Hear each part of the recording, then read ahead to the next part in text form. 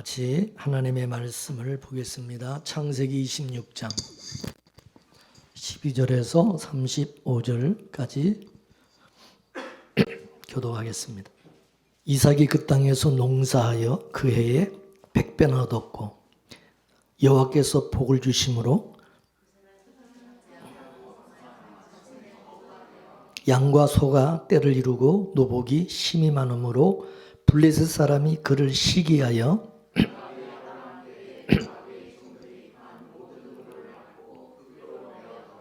아비멜렉이 이삭에게 이르되 내가 우리보다 크게 강성한즉 우리를 떠나가라.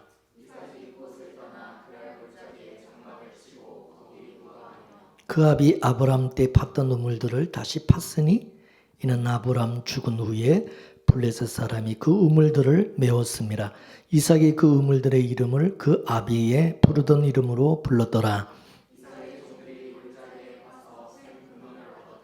그럴 목자들이 이삭의 목자와 다투어 가로되 이 물은 우리의 것이라 하며 이삭이 그 다툼을 인하여 그 우물 이름을 에색이라 하였으며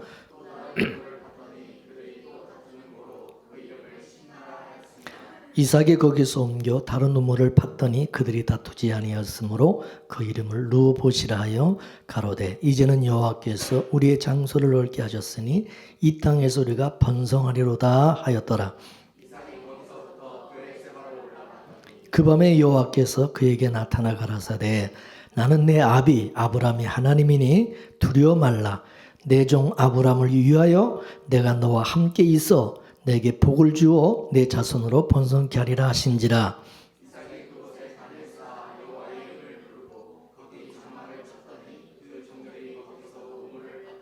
아비멜렉이 그 친구 아우삿과 군대장관 비골로 더불어 그랄에서부터 이삭에게로 온지라.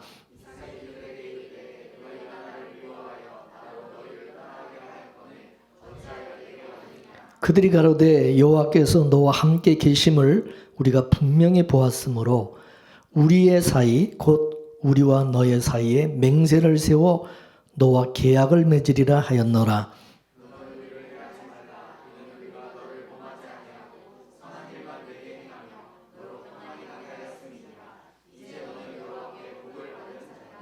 이삭이 그들을 위하여 잔치를 베풀매 그들이 먹고 마시고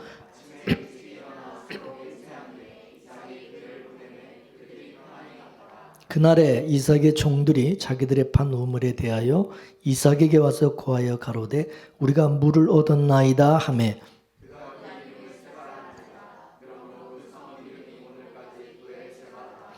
에서가 40세에 헷족 속 부엘의 딸 유딧과 헷족 속 엘론의 딸 바스맛을 아내로 취하였더니 아멘. 할렐루야. 기도하겠습니다. 하나님 아버지, 우리가 세상에서 또 이처럼 저희들 특별히 택하시고 불러 모아주시고 주님의 몸된 우리가 교회 되게 하시고 그리스도 안에서 연합하여 주님과 함께 동행하며 주님의 마음과 주님의 생각, 주님의 뜻대로 살아갈 수 있도록 이끌어 주시니 감사합니다. 이 시간 우리가 하나님 주님과 눈과 눈을 맞추고 또 우리가 하나님 뜻을 같이 하고 그 말씀이 우리 마음속에 심령에 잘 또 새겨져서 우리가 하나님을 더 깊이 알게 하시고 하나님이 하신 일을 또 우리가 알고 기뻐하고 감사하는 그런 저희들이 되게 하옵소서. 이 시간에도 성령님을 의지하며 예수님의 이름으로 기도드리옵나이다. 아멘. 할렐루야.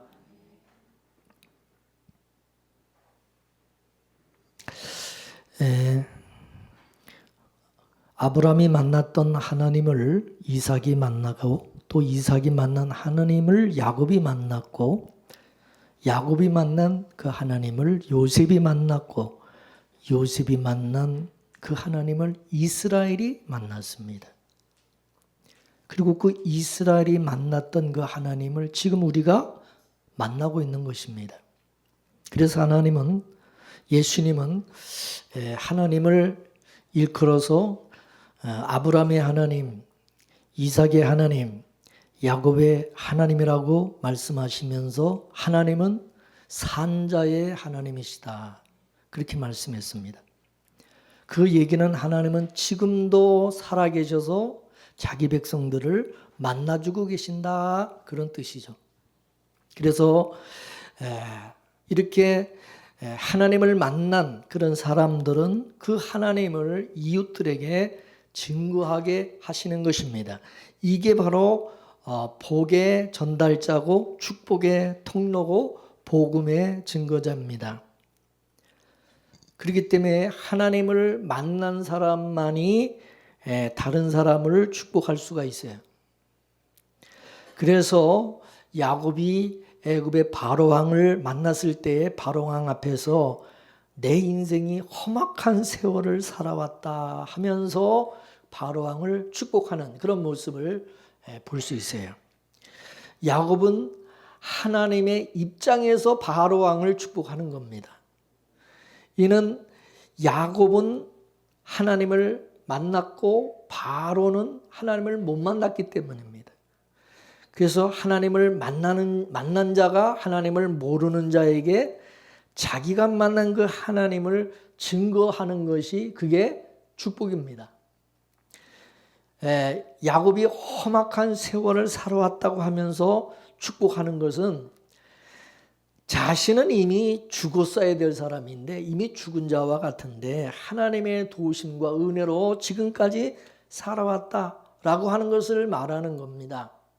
내가 지금 사는 것은 주님의 은혜다라고 하는 것을 말하는 거죠. 나그네로 이 오랜 세월을 살고 있는 것은 모두가 하나님께서 야곱 자신을 지켜주고 계시기 때문이라는 것입니다. 야곱이 잘나서가 아니라 잘나서 지금 이 바로왕을 축복하는 것이 아니라 야곱은 그동안에 자기를 숱한 어려움 속에서 건져주시고 지금까지 지켜주신 그 하나님 이름으로 바로를 축복을 하는 겁니다. 바로왕이 봤을 때 인간적으로는 세상적으로는 야곱은 형편이 없는 사람입니다. 야곱도 자기 자신을 바라볼 때 형편이 없다는 거 알고 있어요. 그래서 자기가 험악한 세월을 살아왔다 그렇게 하는 겁니다. 여기서 험악하다는 말은 뭐냐면은 죽을 고비를 숱하게 넘기면서 여기까지 살아왔다. 그러한 뜻이 담겨 있는 거죠. 그러니까 야곱은 내가 지금까지 그런 숱한 죽을 고비를 넘기면서 내가 이렇게 죽지 않고 살아있는 것은 바로 하나님이 지켜주시기 때문이다. 그거를 바로왕에게 말하고자 하는 거죠. 그 당시 사회적인 그 배경은 부족국가입니다. 부족국가. 부족국가의 힘은 뭐냐면 사람의 숫자가 많아야 돼요. 사람의 숫자. 부족의 그 숫자가 얼마나 많느냐. 많으면 그럼 강한 부족인 겁니다. 근데 야곱의 식솔들은 애굽으로 이주할 때 70명이었다고 말하고 있습니다. 70명으로 그 힘이 지배하는 가나안 그 7족속들 틈에서 살아온 것은 그건 기적이죠. 언제든지 힘 있는 그 부족에게 이 흡수를 당해야 하는 것이죠. 그럼에도 가나안 족속에게 흡수당하지 아니하고 이처럼 지켜온 것은 그건 하나님의 은혜고 하나님이 함께 하시기 때문이라는 거죠. 그래서 야곱이 바로왕에게 당신이 보기에도 우리가 참 형편없어 보이지만은 이렇게 형편없는 나를 지켜오신 분이 바로 하나님이다 라고 하는 것을 알려주고 있는 것이고, 그리고 우리가 지금 이 70명이라는 적은 숫자가 애굽에 내려와서 우리가 이렇게 살게 되었지만 바로왕 당신이 볼 때는 당신 부족에 비하면 우리는 세 발의 피도 안 되고 이 뭐 얼마 되지도 않지만은 우리를 우습게 여기지 마라. 하나님이 우리와 함께 하시고 우리는 하나님이 지키시는 사람이다. 그래서 내가 하나님의 이름으로 또 내가 바로를 축복하고자 한다라고 당당한 그런 당당함이 이 야곱에게 있는 거예요. 믿습니까? 웬만한 사람 같으면 여러분 그 당시 애굽은 그저 미국 같은 최강의 나라입니다. 그런 제국 앞에서 황제인데 뭐 야곱은 완전히 기가 딱 죽을 수밖에 없는 거죠. 그죠? 예. 그런데 어떤 그런 당당함과 담대함이 나오고 그리고 하나님의 이름으로 오히려 축복을 받아야 될 이 야곱이 오히려 바로왕한테 도움을 받고 축복을 받아야 할 입장에 있는 사람이 오히려 거꾸로 바로왕을 축복을 한다? 이거는 뭔가 좀 이상하지 않습니까? 그래서 지금 야곱은 바로는 이제 처음 만났는데 이 바로에게 자기가 경험한 그 하나님에 대해서 지금 증거하고 있는 거죠. 그죠? 할렐루야. 하나님을 만난 사람은요, 부자 앞에서도, 재벌 앞에서도, 꿀리지 않습니다. 지죽지 않습니다. 오히려 그런 사람에게 내가 만난 하나님, 내가 지금까지 살아왔던 그 삶 속에서 만났던 내가 경험한 하나님에 대해서 말할 수가 있다. 이거예요. 믿습니까? 여러분, 그럴 수 있어요? 이삭도 마찬가지예요. 이삭도 그랄랑 아비멜렉은 큰 군대를 거느리고 있는 사람이잖아요. 근데 이삭은 기껏 해봐야 아브라함이 보유하고 있었던 사병 318명이 전부였어요. 이삭은 그란에서 자기 힘으로 살 수 없어요. 그 엄청난 아비멜렉의 그 부하들, 그 군대들과 자기가 가지고 있는 그 사병과 이건 비교하면 이건 그건 잽도 안 되는 겁니다. 근데 이삭은 어떻습니까? 그 흉년 가운데서도 100배의 축복을 받아, 100배의 복을 받은 거죠. 강한 하나님께서 엄청난 복을 주신 거예요. 그러자 그랄 왕이 이삭을 주목하게 된 것이고, 그 이삭의 배후에는 하나님이 계시다는 것을 알게 된 것입니다. 그래서 아비멜렉이 이삭에게 당신이 나보다도 더 강한 사람이 되었다라고 인정을 하면서 우리 서로 침략하지 않겠다고 서로 맹세하고 상호 불가침 조약을 맺자. 그렇게 나온 겁니다. 이삭은 군대가 많아서 강한 자가 된 것이 아니라 하나님이 함께 하시고 복을 주니까 강한 자로 보인 것입니다. 그날랑 아비멜렉은 흉년 속에서도 하나님께서 이삭의 배후에 있으니까 이 100배 이런 축복을 받는 것을 보면서 당신은 우리보다 더 강하다라고 하는 거죠. 알다시피 아비멜렉이 이삭의 아내 리브가를 취하려고 하다가 하나님으로부터 혼쭐이 났어요. 하나님이 아비멜렉에게 절대 리브가에게 손대지 말라고 하셨어요. 근데 흉년 속에서 또 100배의 축복을 받아가지고 또 거부가 된 거예요.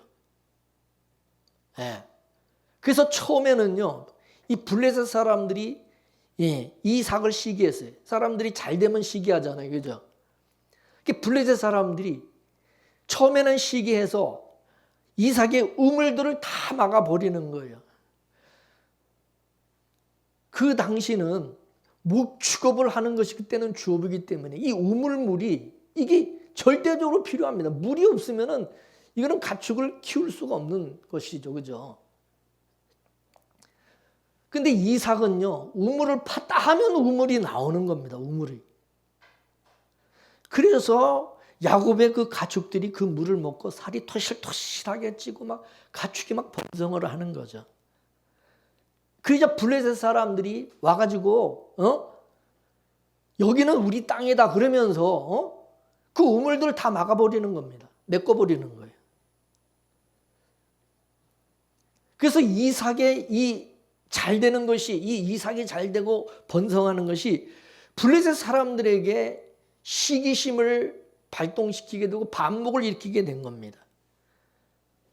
이것은 마치 요셉이 아버지로부터 총애를 받으니까 다른 형제들이 요셉을 미워하는 것과 같은 겁니다. 요셉이 아버지로부터 사랑을 받는 것이 바로 100배의 축복을 받는 것과 같은 것입니다. 이와 같이 우리가 복음을 받은 것은, 우리가 복음을 받고 구원을 받은 것은 마치 100배의 축복을 받은 것과 같은 겁니다. 믿습니까?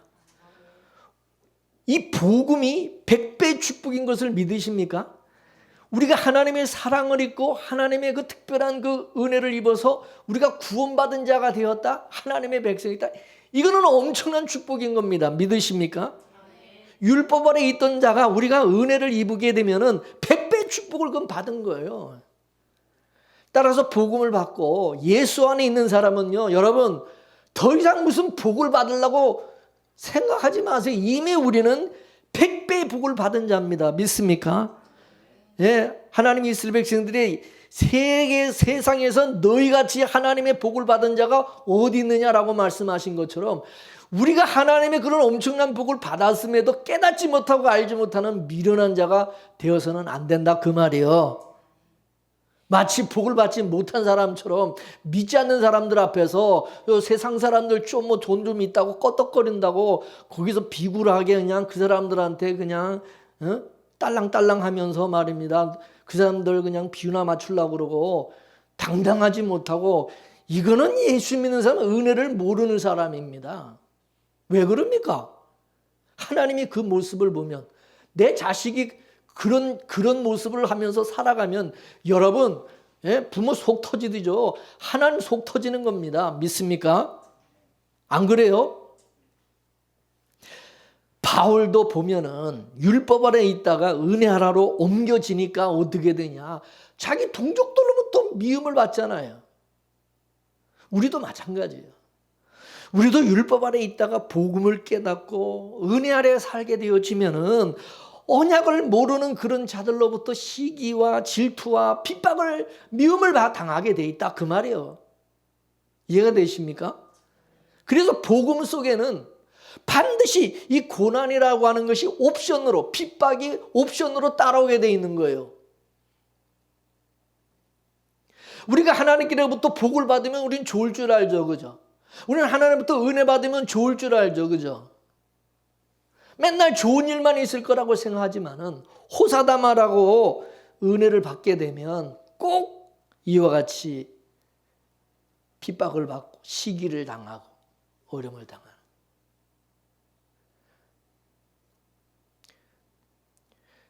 특별한 사랑과 은혜와 복을 받은 사람은요, 주변으로부터 시기의 대상이 됩니다. 미움의 대상이 되는 거예요. 그래서 하나님께서 이 복음 속에, 그래서 고난도 하나님의 영광과 축복과 함께 고난도 함께 받아야 될 것을 그래서 말씀하신 거예요. 믿습니까? 그렇지만은 우리가 의를 위해서 고난을 당하고 핍박을 받으면 그 사람은 복 있는 자다. 그 얘기는 핍박을 받았기 때문에, 받아서 복을 받는 게 아니라 너는 이미 복을 받은 사람이기 때문에 핍박을 당하고 미움을 받는 것이다, 그 말입니다. 믿습니까? 근데 이 은혜를 모르는 사람은요, 육에 속한 그런 신자들은요, 그냥 세상의 복을 위해서 교회에 나왔다가 이런 이제 고난이 오면, 핍박이 오면 그냥 다 넘어지는 겁니다. 다 넘어지는 겁니다. 그래서 예수님께서 씨 뿌리는 비유를 통해서 예수님이 말씀하셨죠. 마태복음 13장 18절에서 23절까지 말씀을 보겠습니다. 시작. 그런즉 씨 뿌리는 그 비유를 들으라. 아무나 천국 말씀을 듣고 깨닫지 못할 때는 악한 자가 와서 그 마음에 뿌리는 것을 빼앗나니 이는 곧 길가에 뿌린 자요 돌밭에 뿌렸다는 것은 말씀을 듣고 즉시 기쁨으로 받되 그 속에 뿌리가 없어 잠시 견디다가 말씀을 인하여 환난이나 핍박이 일어나는 때는 곧 넘어지는 자요.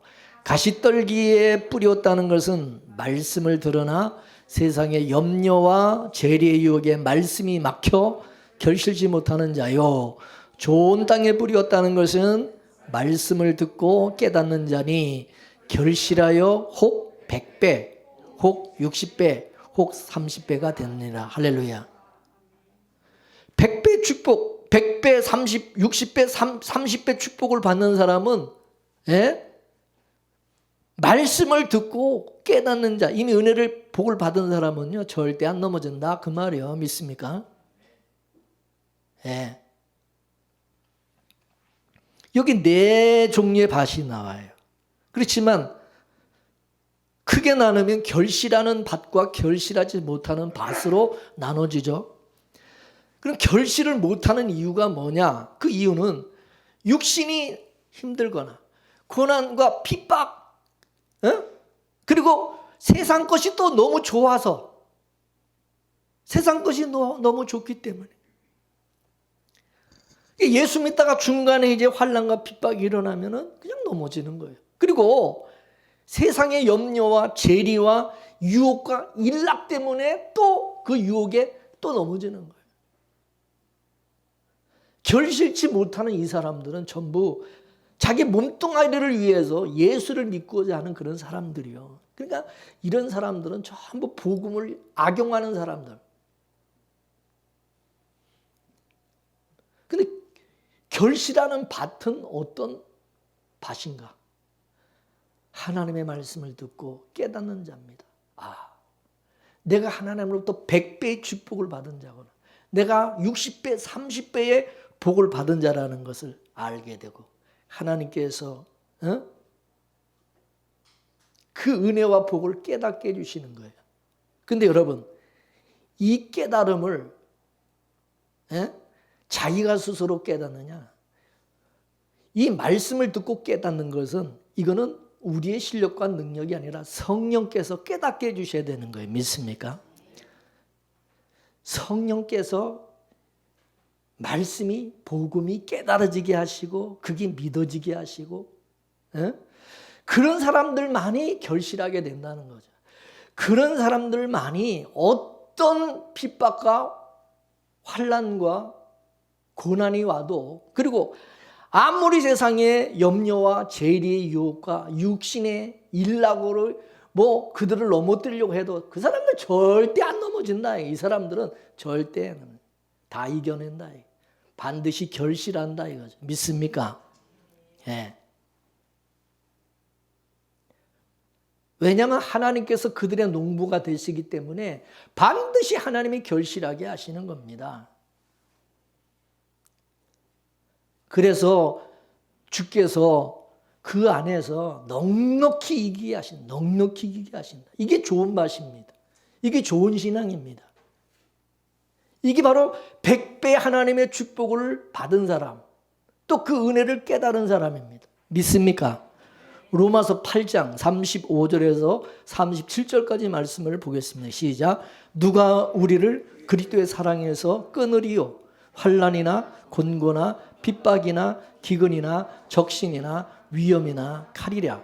기록된 바 우리가 종일 주를 위하여 죽임을 당하게 되며 도살을 당할 양같이 여김을 받았나이다 함과 같으니라. 그러나 이 모든 일에 우리를 사랑하신 이로 말미암아 우리가 넉넉히 이기느니라. 할렐루야.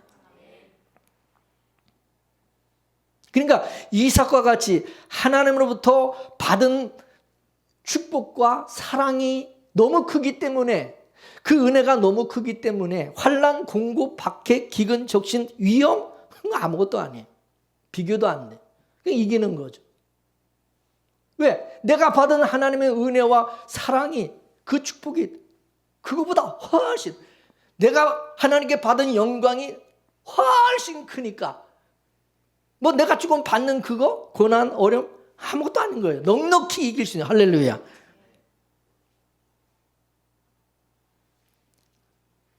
그래서 진짜는요, 세상을 버리고 복음을 붙잡지만 이 가짜는 세상을 붙잡고 복음과 믿음을 버리는 겁니다.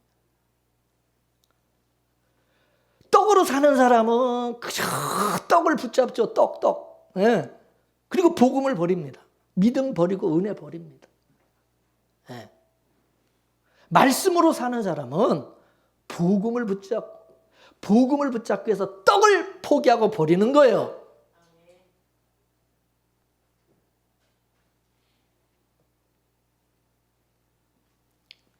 예수님이 그랬잖아요.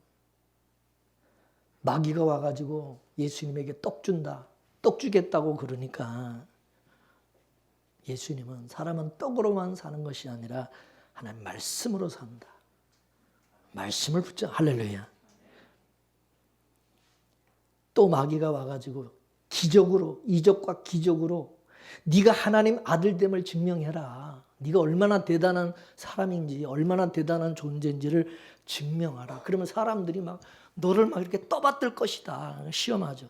그러니까 예수님이 하나님을 시험하지 말라. 그리고 또 그것도 안 되니까, 안 통하니까 이제는 또 세 번째는 천하 만국의 영광, 부귀와 영광을 다 보여주면서 이걸 내가 너한테 줄 테니까 네 아들됨을, 하나님의 아들이 이렇게 부귀와 영광을 누리고 살아간다는 거, 그걸 세상 사람들에게 증명하라. 그러면 사람들이 너를 얼마나 막 너를 따르고 너를 막 우러러 보고 뭐 너를 쫓겠냐. 그러니까 예수님 뭐라 그랬어요? 다만 하나님만 섬기고 하나님께 경배하라고 말한 것입니다. 믿습니까? 이는 하나님의 아들들이 살아가는 이유를 말하는, 그 하나님의 아들들이 살아가는 이유는 뭐냐? 자기의 영광이나 육신의 안위를 위해서 사는 것이 아니라 살아도 주님을 위해서, 죽어도 주님을 위해서, 하나님의 영광을 위해서 살아가는 자가 하나님의 아들 된 자들이다. 믿습니까? 그러므로 신앙 속에는요, 이 세상의 어떤 영광도 또 나의 영광도 없어요. 신앙 안에서 그런 걸 자꾸 찾으려고 구하려고 그러지 마세요. 그리고 내가 하나님께 엄청난 복을 받으면 받을수록, 내가 하나님께 엄청난 사랑을, 은총을 입으면 입을수록 그만큼 고난이 따라온다. 그거를 제발 좀 이해를 하라, 그 말입니다. 이상하게 생각하지 말고. 믿습니까? 그건 당연한 겁니다. 당연한 거예요.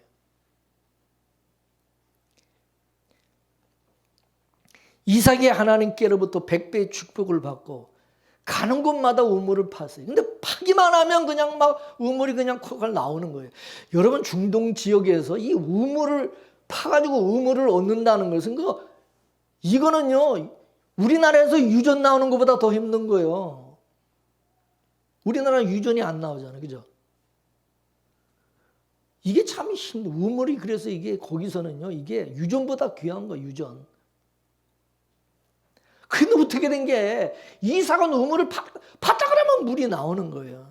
그러니까 블레셋 사람들이 시기해가지고 와가지고 그냥 그 귀한 우물을 또 다 막아버리고 방해를 하는 겁니다.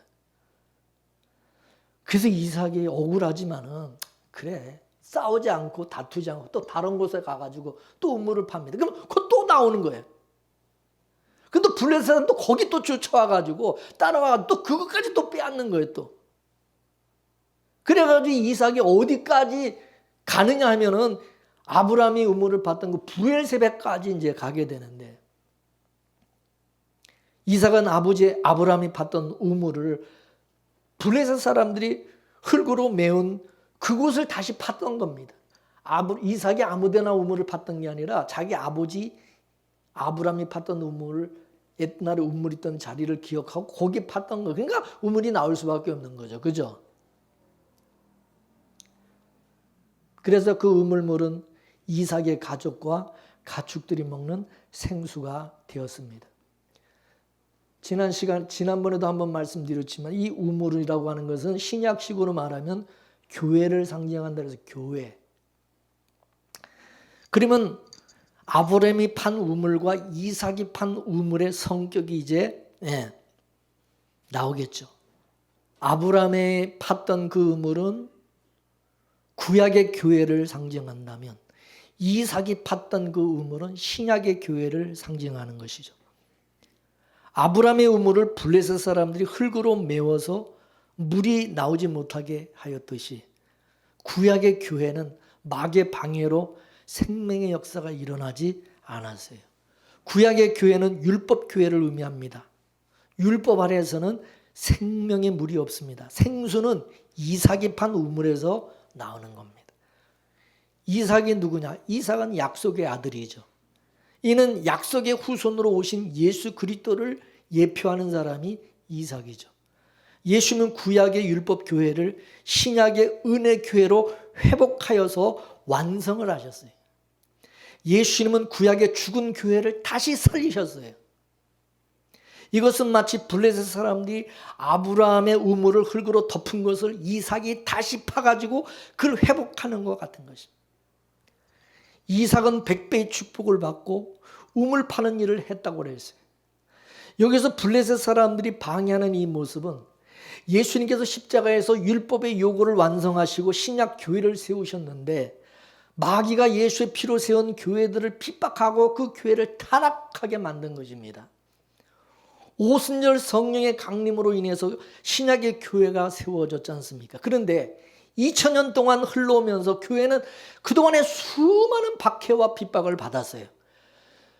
그러면서 또한 교회가 타락하기도 했어요.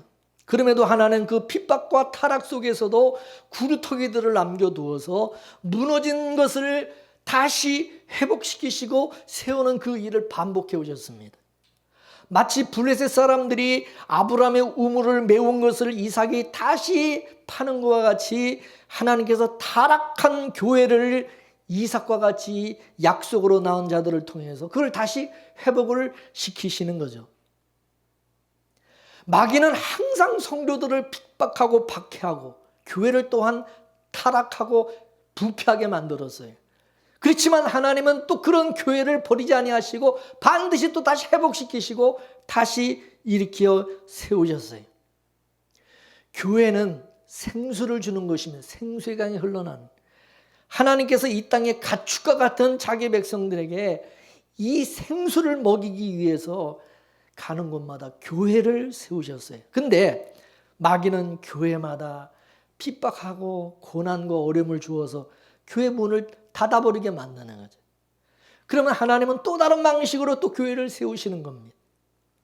그래서 이 교회사를 보게 되면은 교회를 너무 핍박하고 박해하니까 교회가 막 지하로 숨어들고 저 산 동굴 속에 동굴을 파고 그 동굴 속에 또 숨어들고 그저 마귀가 이 기독교를 로마 또 국교로 삼아버려서 이게 핍박을 해도 이게 죽지를 하니까 없어지지 않으니까 이제는 또 작전을 바꿔가지고 이제 어떻게 해서 기독교를 오히려 국교로 만들어가지고 지하에 숨어있던 교회들을 전부 올라오게 해가지고 이 교회가 막 번성하고 막 붕괴 만들 그러면서 교회를 또 타락하게 만든 것입니다. 이게 바로 로마 가톨릭 교회로 나타난 거죠.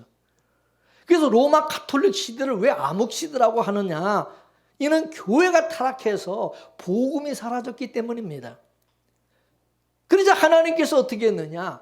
종교 개혁을 일으켜가지고 새로운 싹이 나게 하신 것입니다. 다시 회복을 시키시는 거죠. 그러나 종교 개혁으로 살아난 교회가 또 막 부흥을 하고 또 성장하다 이 또 타락하게는 또 타락하게 된. 이 시대는 종교 개혁으로 세워진 개신교가 로마 가톨릭보다 더 타락을 했어요. 하늘의 종교가 아니라 땅의 종교로 전락을 해버렸어요.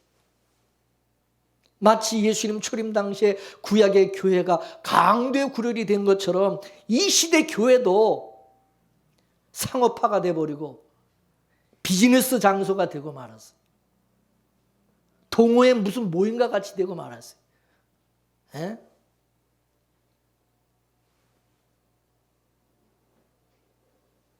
근데 종말에 요한계시록에 보면 하나님이 마지막 때 두 증인을 일으켜서 타락한 교회를 보내서 다시 복음을 전하게 하시고 자기 백성들을 찾아내신다고 분명히 말씀하고 있습니다. 이와 같이 교회는 사사기와 같이 타락과 회복을 반복하여 왔던 것입니다.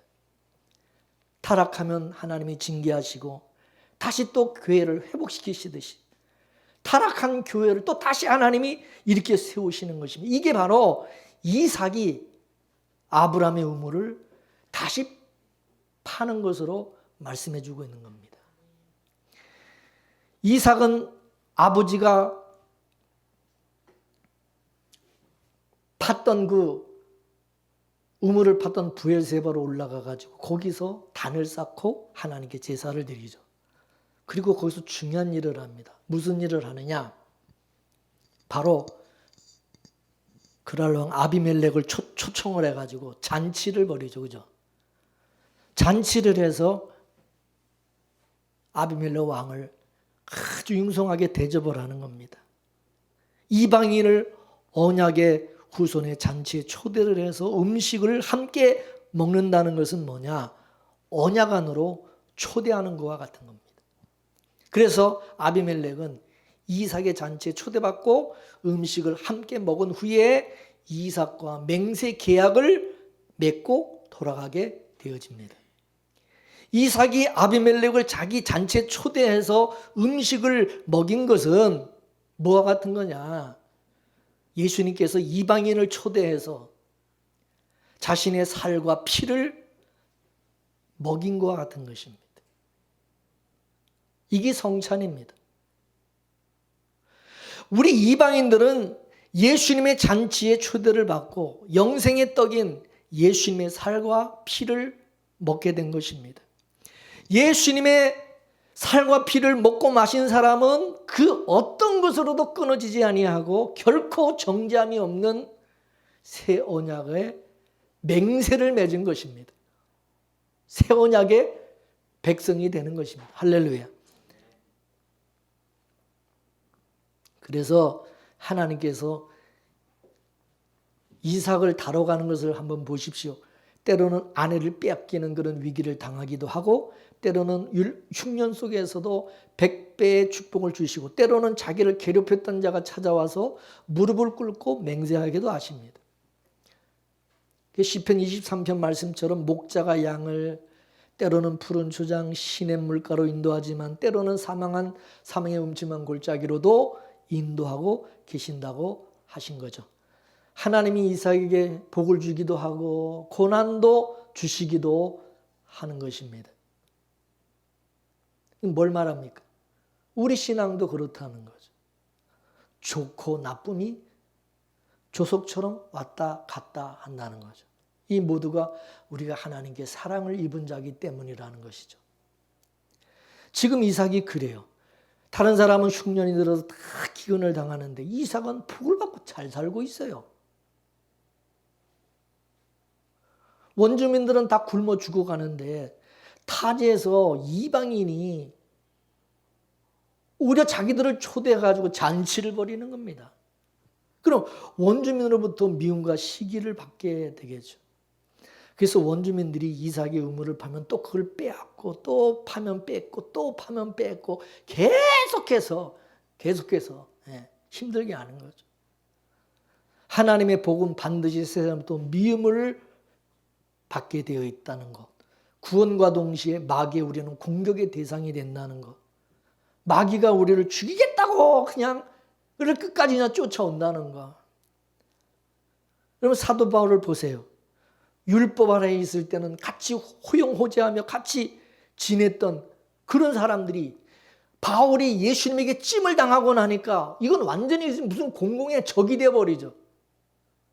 누가 사도 바울을 괴롭힙니까? 옛날 친구들이에요. 자기 동족들이 괴롭히죠. 그죠? 바울은 그런 동족들의 핍박 가운데서 또 복음을 전했어요. 이 구원이라는 100배 축복을 사도 바울은 받았기 때문입니다. 그래서 이 복을 받았기 때문에 이런 고난이 자기에게 따라온다는 것을 사도 바울은 그거를 당연하게 여긴 거예요. 믿습니까? 그래서 로마서 8장 17절 말씀을 보겠습니다. 로마서 8장 17절 시작. 자녀이면 또한 상속자 곧 하나님의 상속자요 그리스도와 함께 상속자니 우리가 그와 함께 영광을 받기 위해서 고난도 함께 받아야 할 것이니라. 믿으십니까? 복과 고난은 세트로 같이 우리에게 주어진다는 거예요. 이삭이 우물을 파면 원수들이 와서 또 그걸 메꿔버리고 또 우물을 파가지고 뭐가 좀 이게 될만하면은 잘 될 것 같으면은 또 와가지고 우물을 뺏어버리고 또 빼앗기면 또 다른 데 가가지고 또 파가고 또 파고 그러면서 이삭의 지경이 점점 넓어져 갔습니다. 만약에 이삭을 핍박하지 않았으면은요 다른 우물을 안 팠을 겁니다. 다른 우물을 그죠? 핍박을 하니까 또 다른 데 가서 또 우물을 파고 또 핍박하니까 또 다른 데 옮겨가서 또 우물을 파고 계속 우물을 파게 된 것입니다. 이 모습이 뭐냐? 바로 신약에서 그대로 나타난 것입니다. 초대교회를 여러분 살펴보면 오순절 성령 강림 이후에 예루살렘 교회에 큰 부흥이 일어나고 큰 교회가 세워졌어요. 이게 잘 될만 하니까 어떻게 됐죠? 큰 핍박이 일어난 것입니다. 그러자 성도들이 그 핍박을 견디지 못하고 어떻게 했어요?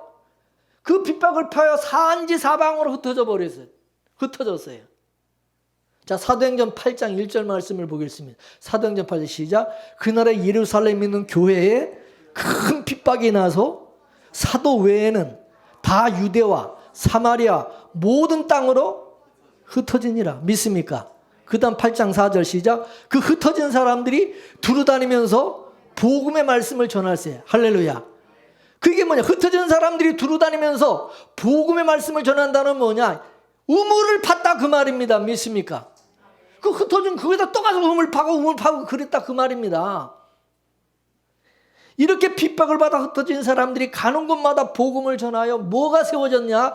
교회가 세워진 겁니다. 믿습니까?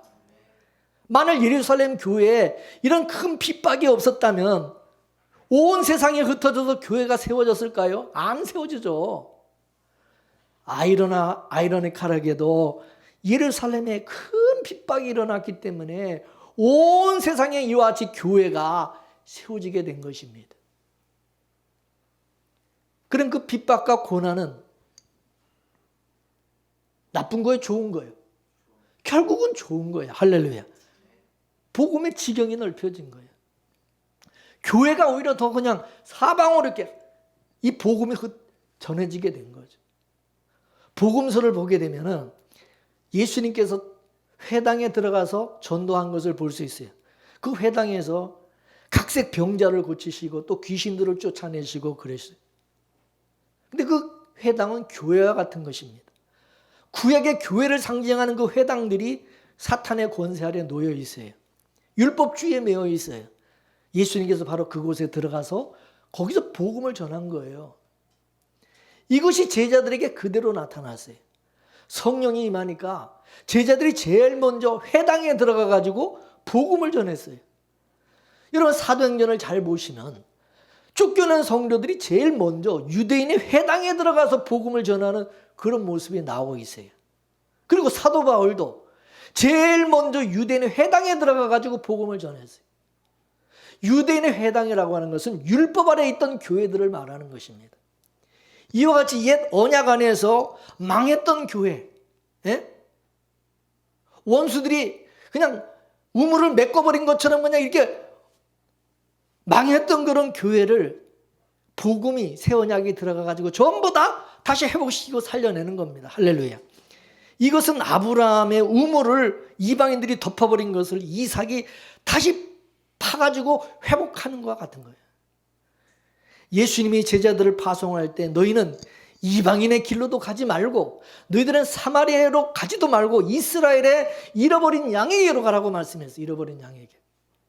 이스라엘이 잃어버린 양에게 가면서 너희들이 이 동네에서 핍박하면 저 동네로 피하고 또 저 동네에서 너희들이 핍박을 당하면 또 다른 동네로 가라. 그렇게 말씀했어요.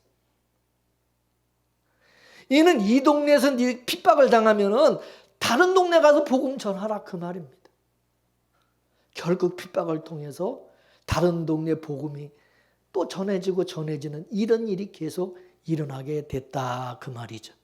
그러므로 하나님께서 복음을 전하는 성도들에게 핍박을 당하게 하시는 것은 다른 동네 가서 복음 전하라 그 말입니다. 믿으십니까? 그래서 하나님은 한 군데 정착하지 못하도록 원수들을 일으켜가지고 또 떠나게 하시고 또 떠나게 하시고 강제적으로 떠나게 해서 그래서 거기서 또 복음 전하게 하시네. 에레미야서를 보게 되면 하나님께서 에레미야 그 입에다가 말씀을 넣어주시죠. 그리고 가서 성전에 가서 성전 입구에서 에레미야 선지자가 그 성전에 드나드는 사람들 향해서 말씀을 전하죠. 하나님의 말씀. 이건 성전이 아니다. 그러자 에레미야 선지자는 그 성전에 드나드는 사람들로부터 침뱉음을 당하고 얼마나 미움과 핍박을 당하는지 모르죠. 그죠? 에레미야 선지자는 막 죽이려고 그러고 막 지하 감옥에다 가둬버리고 막 너무나도 힘드니까 에레미야 선지자 나 안 할래요. 하나님 말씀 난 안 전할래. 나 전하지 안 할래요. 그러니까 하나님이 에레미야 선지자 꼬시죠. 그죠? 그래서 꼬셔가지고 또 전하겠죠. 여기서 잘 보면 하나님의 말씀을 전하는 자들이 이게 보면 환영을 받지를 못하는 거예요. 사람들이 잘한다고 박수 쳐주는 게 아니라 이단이라고 핍박을 당하고 공격을 당하고. 근데 의미심장한 것은 핍박을 당하면서도 꺾이지 아니하고 담대하게 복음을 증거한다는 거죠. 인간의 상식으로는 저러면 저렇게 힘들고 어려우면 그만둬야 되는 거 아닙니까? 복음 전하지 말아야 되는 거 아닙니까? 다시는 하지 말아야 되잖아요. 근데 그게 안 되는 거예요. 그게 안 돼. 이거는 바로 정답을 알고 있는 사람들만의 특징입니다. 이 정답을 알고 있는 사람은요, 오답을 쓰는 것을 보면요, 그거를 그냥 볼 수가 없어요. 참을 수가 없어요. 그 틀린 답이라는 걸 알기 때문에. 그런 말이 있잖아요. 흔히 뺨을 맞아가면서 장기판이 훈수든다고. 이는 눈앞에 빤히 보이는데 이 정작 두는 사람은 그걸 모르는 거야. 그 옆에서 자꾸 그러면 안 된다고 이렇게 해야 된다고 그러다가 씨앗에게 맞는 거죠. 하나님의 선지자들은 그렇습니다. 하나님의 에레미야 선지자가 아이씨 이제 나 안 한다고 그러니까 하나님께서 에레미야 선지자 눈앞에 거짓 선지자들을 보게 하는 겁니다. 거짓 선지자들이 순진한 하나님의 백성들을 막 미혹을 하는 겁니다. 엉뚱한 소리 하면서 막 거짓 종들이 하나님의 백성들을 불구덩이로 끌고 가는 것입니다. 하나님의 백성들도 그것도 모르고 그냥 그 선지자들이 진짜 선지자라고 그로 다 또 따라가고 쫓는 거예요. 그걸 보니까 저건 아니야. 그 에레미야 선지자가 자기가 또 핍박을 당하고 또 미움받고 뻔히 알면서 그 속에서 막 불이 나니까 열불이 나니까 하나님의 말씀을 또 전하지 않을 수가 없었다고 그렇게 에레미야 선지자가 고백하잖아요. 믿습니까? 이 속이 불 붙는 것 같아가지고 가만히 있을 수가 없다. 전하지 않을 수가 없었다 그 말이 믿습니까? 우리도 마찬가지다 이거죠. 하나님께서 우리를 그렇게 쓰고 계신다는 거죠. 하나님이 이삭에게 100배의 복을 주셨으면 주변의 핍박도 하나님이 막아주셔야 되는 거 아니에요? 근데 안 막아주시고 오히려 원수들을 일으켜가지고 이삭의 하나님을 자꾸 방해하게 하고 막 힘들게 만들고 이와 같이 하나님은 자기 백성들을 역설적으로 다뤄가신다는 거예요. 우리 생각에는 하나님께 우리가 엄청난 복을 받았으면 수천사라도 하나님 보내주셔가지고 우리 곁에 완전히 그냥 나를 그냥 진치고 지켜주셔서 곁에 내 주변의 사람들 꼼짝 못하게 해주실 것이라고 생각하지만 하나님은 우리 생각과 정반대로 오히려 우리 곁에 원수들 왼수 같은 사람들이 일어나게 만들어서 핍박하게 하고 대적하게 하고 막 힘들게 하고 막 복음 전하지 못하게 만들고 막. 저도 그래요. 어떨 그런 생각 많이 들어요.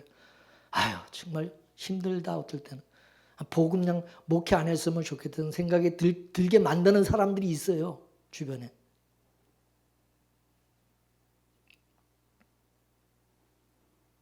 때리치우라고, 그만해라고. 그런 말을 들 때마다 아주 정말 그러고 싶은 생각도 들기도 하지만 그게 내 마음대로 안 되는 거예요. 우리가 하나님의 사랑을 받았기 때문에, 우리는 답을 알기 때문에, 우리는 하나님의 은혜와 복음을 받은 자이기 때문에, 우리는 하나님께 찜을 당하고 택함을 받은 사람들이기 때문에 그게 안 되는 거예요. 믿습니까? 그래서 마태복음 5장 11절 말씀 다 같이 읽어보겠습니다. 5장 시작. 나를 인하여 너희를 욕하고 핍박하고 거짓으로 너희를 거스려 모든 악한 말을 할 때에는 너희에게 복이 있나니. 뭔 말입니까? 예수님 때문에 네가 욕먹고 핍박받으면 복을 받게 될 것이다, 그 말입니까? 아니면 너는 이미 하나님께로부터 100배의 축복을 받은 사람이기 때문에, 이미 너는 은혜를 받은 사람이기 때문에 욕을 먹고 미움을 받고 핍박을 받을 것이다 라는 말입니까? 어느 게 맞는 얘기입니까? 두 번째죠. 사람은 이걸 또 거꾸로 앞에 것으로 이걸 해석해요. 저거 해석할 때. 저래야 앞으로 복 받고 잘 될 것이다, 이렇게 해석을 하는 거예요. 그렇게 또 생각하는 거예요. 그거는 답이 아닙니다. 이미 우리는 하나님의 특별한 부르심과 택함을 받고 은혜와 복을 받은 사람이기 때문에 우리가 세상에서 핍박을 당하고 욕을 먹고 박해를 받는 거예요. 믿습니까? 그럴 때마다 하나님은 뭐라 그러냐? 네가 바로 복 있는 사람이기 때문에 그렇다는 거예요. 믿습니까? 복을 받았기 때문에. 근데 우리는 핍박과 고난을 싫어하지 않습니까? 하나는 왜 우리가 싫어하는 것을 이 복음과 함께 주실까요? 그 고난이요, 복음의 맛을 더 내게 만들기 때문입니다. 고난이 없으면 신앙의 맛이 없어요, 맛이. 여러분, 과일도 당도가 좋으려면 비바람과 태풍을 맞아야 되는 거죠. 무조건 햇빛만 쬐면 안 되는 것입니다. 비바람도 맞고 햇빛도 맞고 그래야 맛이 좋습니다.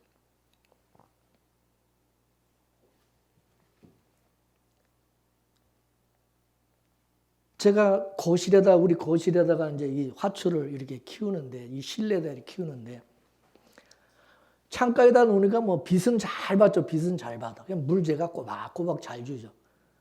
근데 이게 그냥 웃자라 막 자라는데 열매가 안 맺고, 그 다음에 뭐냐, 이게 소나무 분재를 키우는데 원래 이파리가 요만큼 요 정도뿐이 안 나는데 이렇게 길어서 뭐 너무 길기만 엄청나게 이게 그래가지고 왜 그런가 봤더니 통풍이 안 돼. 바람을 맞고 햇빛만 맞아서 안 되는, 바람도 맞고 막 이렇게 이게 좀 그래야 되는데 이게 너무 안에 그냥 거실에 따뜻한데 통풍도 안 되는 데 있으니까 이게 안 되는 거야. 죽는 거야. 안 돼.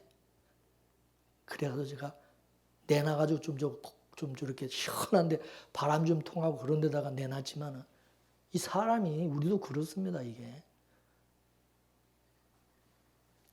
맛이 들어간다는 것은 하나님을 깊이 알아간다는 거죠.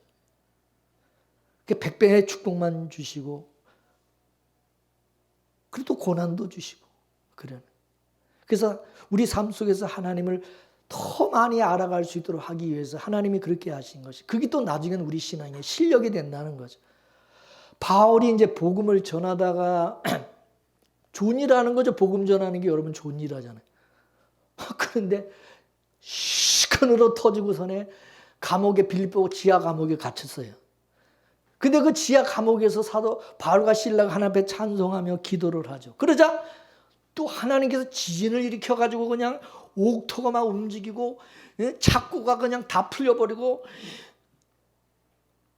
그런 일을 이제 경험하다 보니까 사도 바울의 신앙에 그게 실력으로 쌓이게 되는 거죠. 그래서 바울은 경험을 통해서 하나님을 더 이제 알아가는 거죠. 그러니까 복음을 전하다가 어떤 핍박이 와도 타협하지 않고 두려워하지 않고, 뭐 감옥에 들어가도 그냥 눈도 꼼짝 안 하는 거예요. 더 담대해지는 거예요. 경험의 실력이 되고 담력이 생기게 되는 거죠. 할렐루야. 우리도 바로 그런 길을 가고 있는 겁니다. 하나님은 자기 백성을 홀로 두신 적이 없고 늘 함께 하셨어요. 그런 사건을 통해서 하나님을 경험하게 하면서 바울처럼 담대해, 강하고 담대하라고 말씀합니다. 강하고 담대하라. 할렐루야. 지금도 하나님은 자기 백성들을 바울과 이삭처럼 간섭해 가십니다. 그 간섭을 통해서 우리의 신앙 고백이 달라지게 하십니다.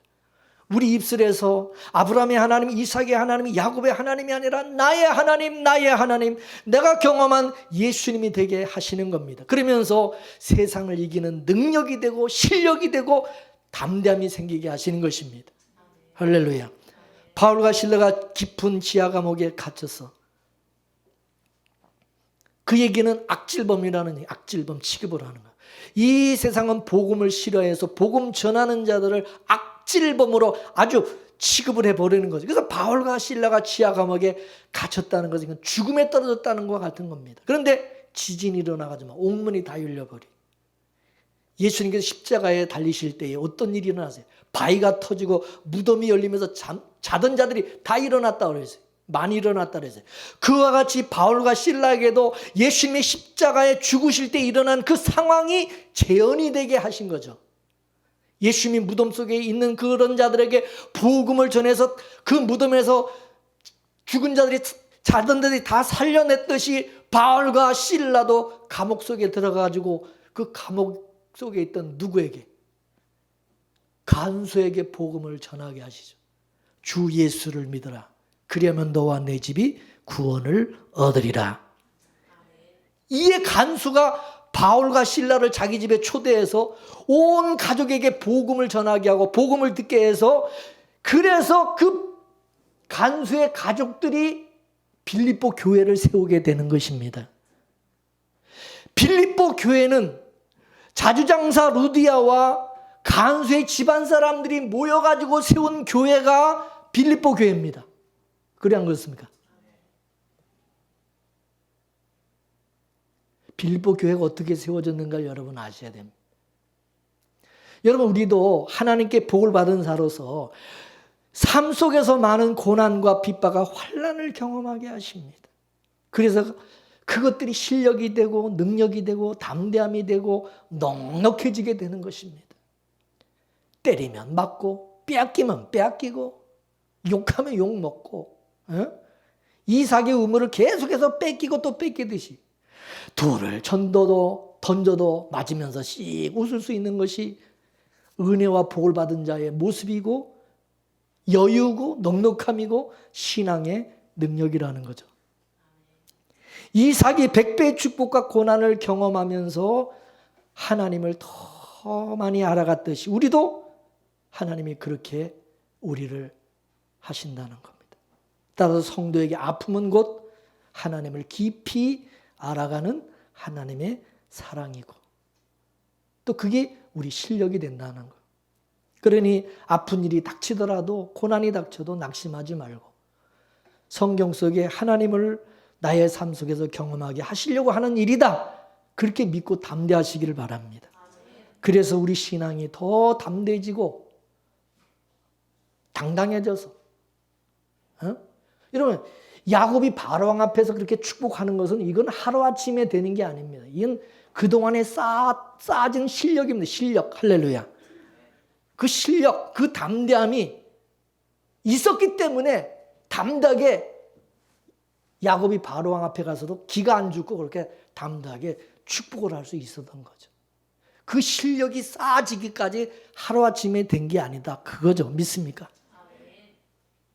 여러분도 그와 같은 실력이 담대함의 능력이 여러분이 생겨지고 그런 가운데서 주의 복음을 누구 앞에서나 꿀리지 않고 담대하게 증거할 수 있는 그런 역사가 있어지기를 주의 이름으로 축원합니다.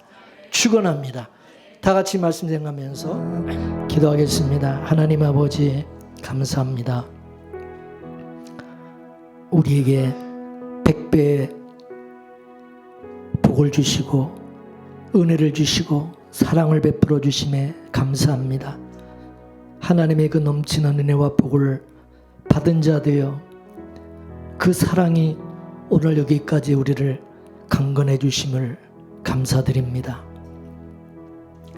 우리가 이 땅에서 고아와 과부와 같이 사는 것이 아니라 예수님께서 눈동자가 지켜주시고 동행하시고 있다는 사실이 정말로 믿어지고 깨달아지게 하여 주옵소서. 그리하여 멀리는 하나님이 아니라 나의 하나님으로 고백되게 하여 주옵소서. 앞으로도 더 깊이 하나님을 알아갈 수 있도록 더 큰 은혜를 허락하여 주옵소서. 그리고 저희들을 통하여 예수 그리스도가 증거되고 복음이 증거되게 하여 주시고 하나님께 은혜와 복을 받은 자로서 누구 앞에서나 당당하게 하시고 담대함을 가질 수 있도록 은혜 주시기를 기도합니다. 모든 것을 주께 감사하며 예수님의 이름으로 기도 올리옵나이다. 아멘.